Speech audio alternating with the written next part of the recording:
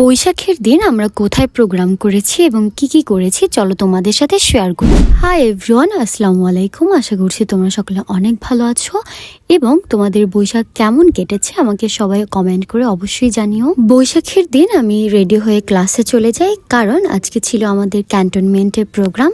আমি ক্লাসে যাওয়ার পর কিছুক্ষণের মধ্যেই গাড়ি চলে আসে এবং আমরাও নিচে চলে আসি। একে একে সবাই গাড়িতে উঠবো। এখানে মুরাদ মামা নাচের প্রপস গুলো গাড়িতে উঠাচ্ছিল। আমরা যারা আর্টিস্ট রয়েছে তাদের কাছে বৈশাখ বলেন, বসন্ত বলেন, এমনকি ঈদেও আমরা ঠিক মতো আলাদা কোনো প্রোগ্রাম রাখতে পারি না, কারণ দেখা যায় ঈদের সেকেন্ড ডে থেকে আমাদের আবারও প্রোগ্রাম শুরু হয়ে যায়।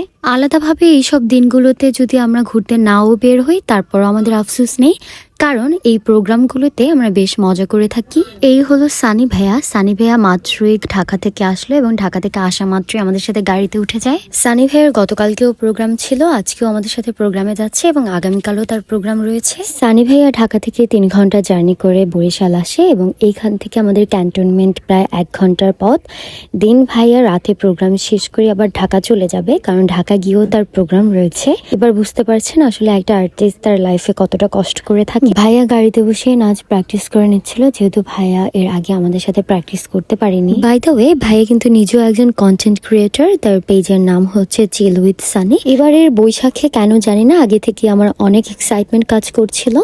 আসলে বাঙালিদের এই একটা মাত্র উৎসব যেখানে সবাই নির্বিশেষে এক হয়ে উৎসব পালন করে। গতকালকে এই ড্রেসের পিক আপলোড দেওয়ার পর আমার পার্সোনাল আইডিতে এবং পেজে অনেকেই মেসেজ দিয়েছে ড্রেসটা আমি কোথা থেকে নিয়েছি। ড্রেসটা আসলে আমি নিয়েছি সানশপ থেকে। আমি সবার জন্য কমেন্টে মেনশন করে দিব পেজটি। আচ্ছা, আমার মতো তোমাদের কার কার অভ্যাস রয়েছে লং জার্নিতে এরকম হাবিজাবি কিনে ওঠা? আমার সাথে এমনও অনেক হয়েছে, আমি যেখানে যাচ্ছি তার ভাড়া থেকে ডাবল টাকা আমি খরচ করে ফেলেছি বাসে বসে বসে এটা ওটা কিনে, কারণ জার্নি টাইমে আমার এরকম হাবিজাবি জিনিস খেতে ভালো লাগে। কথা বলতে বলতে আমরা চলে এসেছি। আমার কাছে ক্যান্টনমেন্টের প্রোগ্রাম করতে বেশ ভালো লাগে, কারণ ক্যান্টনমেন্টের মধ্যে এত পরিষ্কার পরিচ্ছন্ন থাকে। এটার মধ্যে ঢুকলে কেন জানি না মনে হয় আমি বাংলাদেশে আছি, আমার কাছে তো মনে হয় আমি বাইরের কোনো কান্ট্রিতে আছি। এই হচ্ছে ক্যান্টনমেন্টের কটেজগুলো দেখতে বেশ সুন্দর ছিল। যদিও এর আগে আমি এখানে বারবার এসেছি, কিন্তু আপনাদের সাথে শেয়ার করে এই আমার প্রথমবার। কিছু সময়ের জন্য আমরা কটেজে স্টে করবো, এখান থেকে চেঞ্জ করে রেডি হয়ে প্রোগ্রাম স্পটে চলে যাব।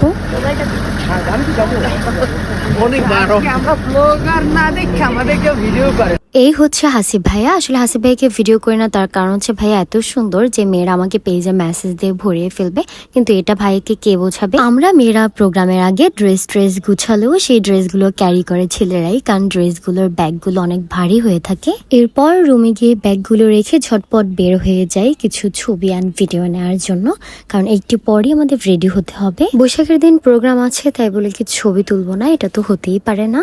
এখানে সানি ভাইয়া এবং আমি কিছু ভিডিও করে নিচ্ছিলাম ফর রিলস। ভিডিও ছবি তোলা শেষ করে আমরা রুমে চলে যাই। এখন আমরা রেডি হব। দেন রেডি হয়ে আমরা আবারও গাড়িতে উঠে যাই। এবার চলে যাব সোজা প্রোগ্রামের স্পটে। কটেজ থেকে প্রোগ্রামের স্পটটা বেশ কাছেই ছিল। প্রোগ্রাম শুরু করার পর আমি তেমন কোনো ক্লিপ নিতে পারবো না, কারণ আমাদের নাচগুলো ছিল টানা একসাথে।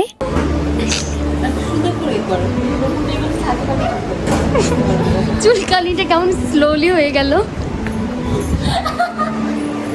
এরপর আমরা একটু রেস্ট নিচ্ছিলাম, কারণ কিছুক্ষণ পরে আমাদের প্রোগ্রাম শুরু হয়ে যাবে। দেন একটা নাচ করে আমরা সেকেন্ডটার জন্য রেডি হচ্ছিলাম। এর মাঝে আসলে কোনো ক্লিপ নেওয়া পসিবলই হয়নি। দেন একটা নাচ শেষ করে এসে পরের নাচের জন্য রেডি হয়ে যাচ্ছিলাম। 1-2 মিনিটের মধ্যে ড্রেস পরা, কস্টিউম পরা, এগুলো আসলে অনেক কঠিন ব্যাপার। এরই মাঝে আমাদের প্রায় নাচগুলো শেষ। দেন এসে আমি একটু ফ্রেশ হচ্ছিলাম, কারণ মেকআপ তো আর তুলতে পারবো না, সো আইল্যাশটা খুলে নিচ্ছিলাম যাতে ইজি ফিল হয়। দেন আমি আমার কমফোর্ট জোনে ফিরে যাই, মিন্স আমি আমার চশমাটা পরে নিই। চশমা ছাড়া তো আমি পুরাই অন্ধ। এরপর সবাই কস্টিউম খুলে একটু রিল্যাক্সে বসে সিরিয়াস গল্প করছিল, মিন্স প্রোগ্রাম নিয়ে। দেন আমরা ব্যাগ ট্যাগ নিয়ে বের হচ্ছিলাম। এখন আমরা খেতে যাব। নাচের পর আমি শরীরে একদমই এনার্জি পাই না, মনে হয় একদিকে হাঁটলে আর একদিকে পড়ে যাচ্ছি। বাইরে বের হতে সুন্দর এই চারটির দিকে আমার নজর পড়ে যায়। মাশাআল্লাহ, চারটা এত সুন্দর ছিল।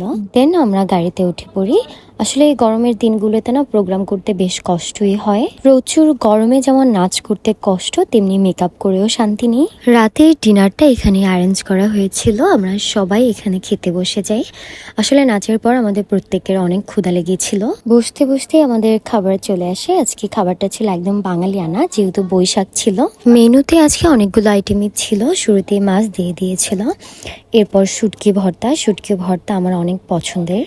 আসলে সব রকমের ভর্তাই আমার বেশ পছন্দের। ভর্তা হলে আমি পেট ভরে খেতে পারি। দেন চলে আসে আলু ভর্তা, তারপর সালাদও চলে আসে। সালাদটা দিতে মেবি একটু লেট হয়ে গিয়েছিল। এরপর ডিম ভর্তা দিয়ে দেয়। এর পরপরই গরুর ঝুরি ভাজা দিয়ে দেয়। গরুর ঝুরি ভাজাটা তোমাদের কার কার পছন্দ আমাকে জানিও। আসলে ভর্তাগুলো ছিল বলেই আমার খাবারটা কমপ্লিট করতে পেরেছিলাম, এবং এই খাবারটা খাওয়ার পরপরই আমি খিচুড়ি নিয়ে নিই। খিচুড়িটাও জাস্ট অসাধারণ ছিল। দিন খাওয়া দাওয়া শেষ করে আমরা বাসার উদ্দেশ্যে রওনা দিই। বাসায় ফিরতে ফিরতে আমাদের 1টা বেজে গিয়েছিল। আজকের এই ভ্লগটি অনেক লং হয়ে গিয়েছে, তোমাদেরকে ধৈর্য ধরে দেখার জন্য অনেক অনেক ধন্যবাদ। তোমরা ভালো থেকো, সুস্থ থেকো। আল্লাহ হাফিজ।